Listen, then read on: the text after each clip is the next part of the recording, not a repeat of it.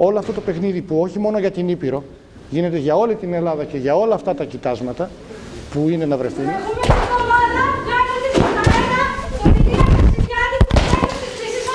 Φέρατε φασίστες εδώ μέσα!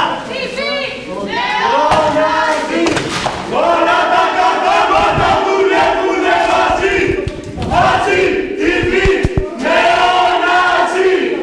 Όλα τα καθάματα δουλεύουνε μαζί! Με τους μετανάστες είμαστε μαζί! Επαναπρόθεση σε μπάτσους και ναζί! Με τους μετανάστες είμαστε μαζί! Επαναπρόθεση σε μπάτσους και ναζί! Φασίστες, κουφάρες, έρχονται κρεμμένες!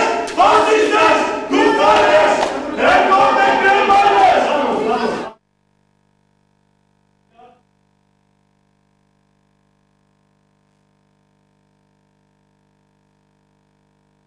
Πράξη κάνει εδώ και καιρό την προεκλογική της εξαγγελία για την υλοποίηση όσο το δυνατόν περισσότερων ευρωπαϊκών και άλλων. Λοιπόν, είδατε πριν τι έγινε, όσοι τουλάχιστον παρακολουθήσατε. Βλέπετε από πίσω μου το σκηνικό. Βλέπετε εμένα. Δεχθήκαμε μια επίθεση, δεν ξέρω κατά πόσοι το είδατε. Δεχθήκαμε μια επίθεση στη διάρκεια του δελτίου, στη διάρκεια της κουβέντας μας με τον υποψήφιο βουλευτή των ανεξάρτητων Ελλήνων, τον κ. Ασταμπουλή. Δεχθήκαμε μια επίθεση από κάποιους νεαρούς, με κουκούλες κλπ. Δεχτήκαμε μια επίθεση με αυγά, γιαούρτια κλπ. Γιατί, λέει, δώσαμε το λόγο την προηγούμενη Πέμπτη στην εκπομπή Ελευκό στον εκπρόσωπο της Χρυσής Αυγής. Αυτό άκουσα τουλάχιστον από έναν εξ όσων εισέβαλαν στο στούντιο την ώρα του ζωντανού μας δελτίου.